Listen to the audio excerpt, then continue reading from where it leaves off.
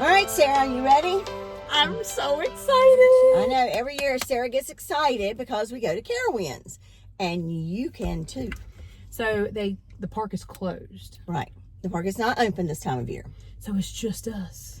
So it's yearbookers. So yearbookers from all over the state come to Carowinds, and we have a little workshop.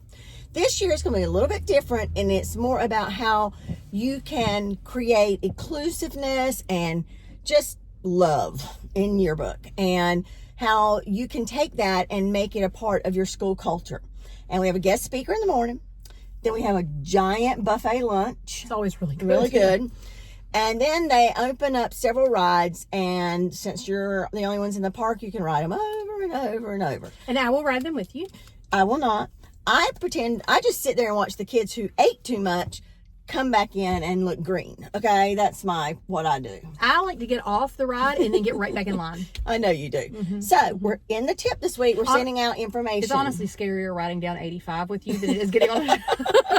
All right. So in the tip this week, there will be information. It is first come, first serve. They're only accepting 300.